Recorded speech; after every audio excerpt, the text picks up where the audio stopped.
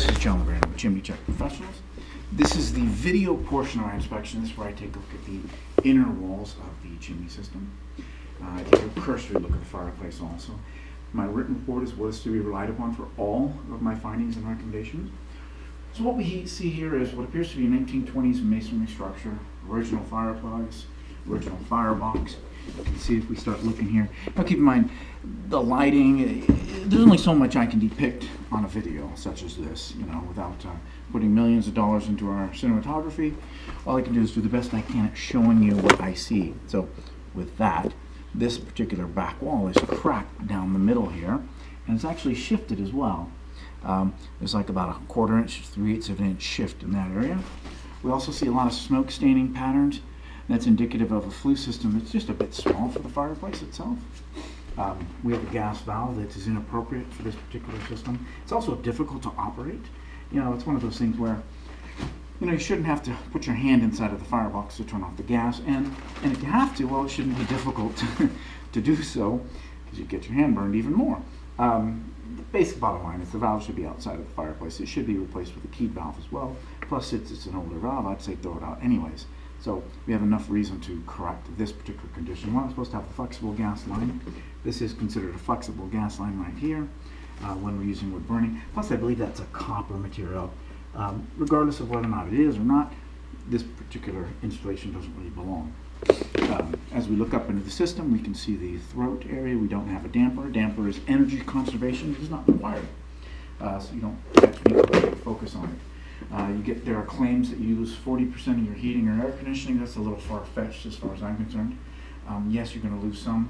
Who knows how much? Every house is going to be different. You might lose 5%. You might lose 10%. Hey, shoot, you might even lose 20 or 30%. Who knows? Without really being able to start measuring all that, I don't see how you could. Again, it's far-fetched to say 40%. It's sort of a sales pitch as far as I'm concerned. The valve itself, I'm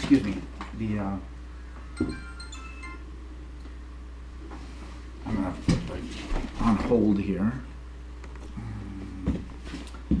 Okay, so we're back. Although you probably no time elapsed whatsoever for you here.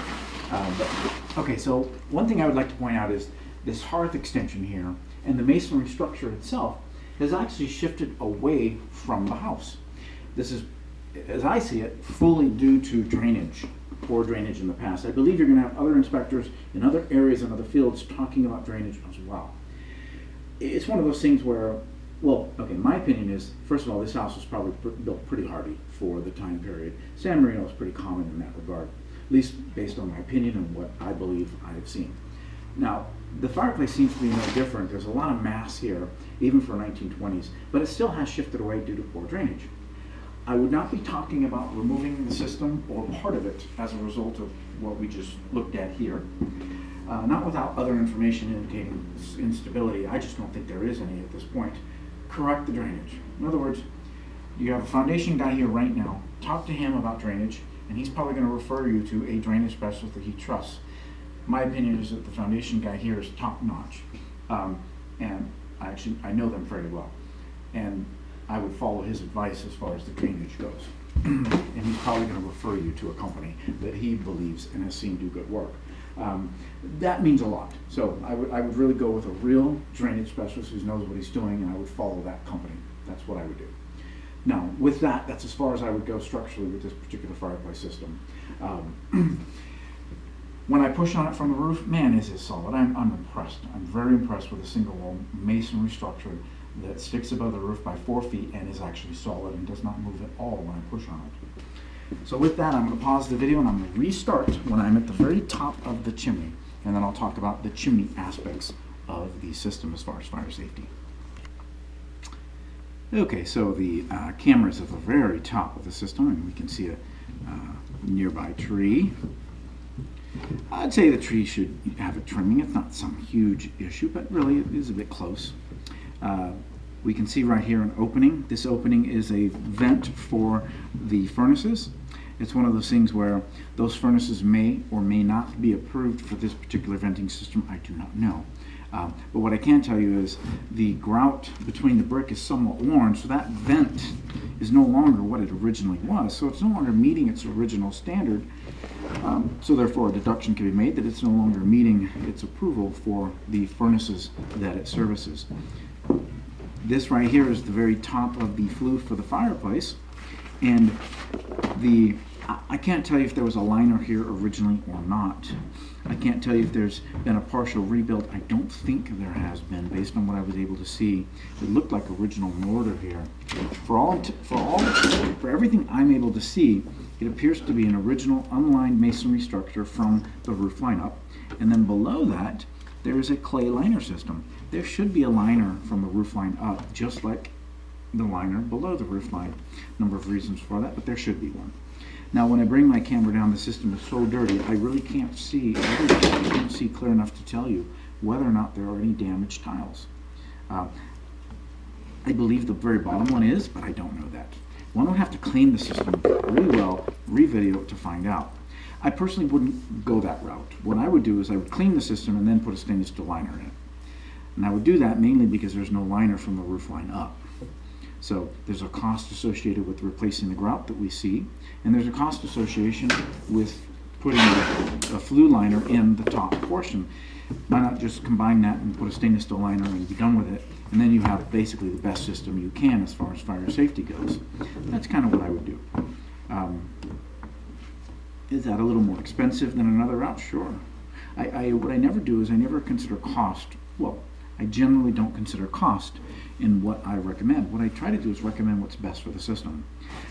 Keeping in mind, of course, if one method is 5 times as much as another, well, certainly I'm going to think about the cost. But when it's negligible or seemingly negligible or not a major amount, I won't. So with that, that's what I would recommend.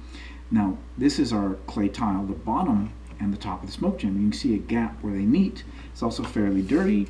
There's gaps between brick, corbelling, etc., etc. Just an age system. So I would talk about a really good cleaning there as well, and a resurfacing, or what we call a parge coating, of the smoke chamber. Of course, the back wall being cracked and damaged, there comes a point where everything needs to be replaced. Well, the back wall is there. Time to replace that back wall. You can see some shifting here. You know, it's just, do you have to? No, I'm sure, yeah, it could be band-aided, but that's what you're doing.